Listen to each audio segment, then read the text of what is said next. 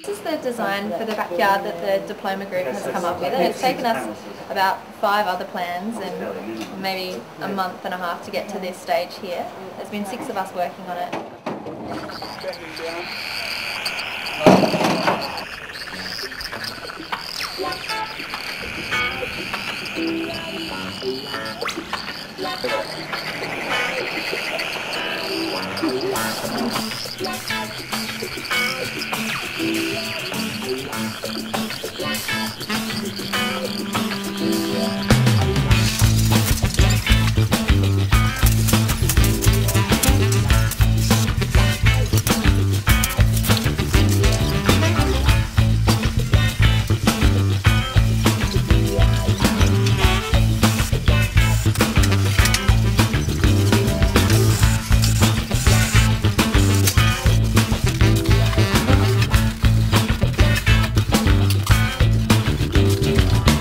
So running along the back wall just there are shaded herbs for use by naturopaths in the store.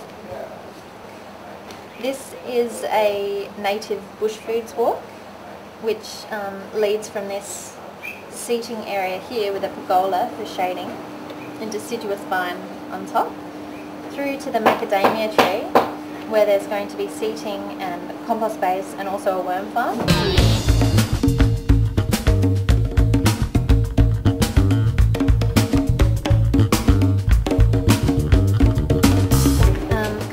There and into this main space we've got a space for sitting, and from there there's views to the sand pit where children can play.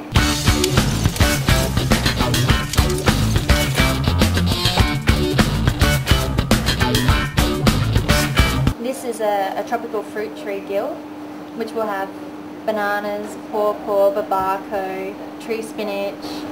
Coming through this way we've got the raised garden beds for vegetable production and also a no-dig herb bed.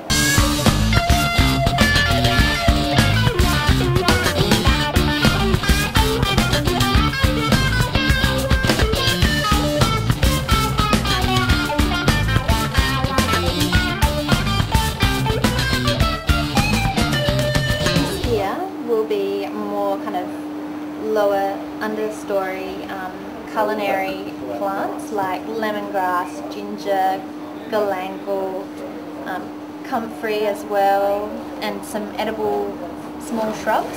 What we hope to do also is put some trees in big pot plants so that will restrict their growth.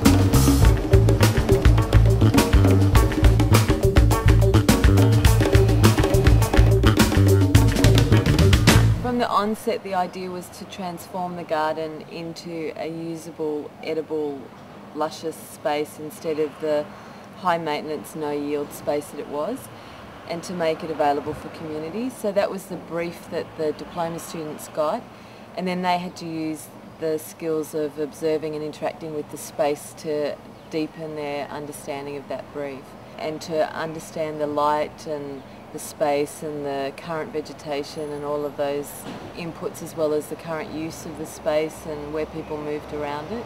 We've been able to use lots of second-hand things to create the space and create the boundaries and containment for a lot of the beds and things. And then from that we'll produce a yield which will hopefully go into the shop, and then the scraps of the food will come back out into the compost and the worm farms, and then in the form of compost go back into the gardens to produce more yield and more crops. So in that way we've created a closed cycle with minimal waste, so that covers the produce no waste element of permaculture. In making use of all the edges and by planting both annuals and perennials, trees as well as leafy greens and things like that, we've been able to make sure that we will have a continual yield that we'll be able to obtain. We'll be able to take fruit from trees and nuts and berries as well as leafy greens all through the year and at different times. So we've got a constant yield cycle going on as well. So the garden will be able to obtain a yield from it as well as creating that beautiful aesthetic space for the community.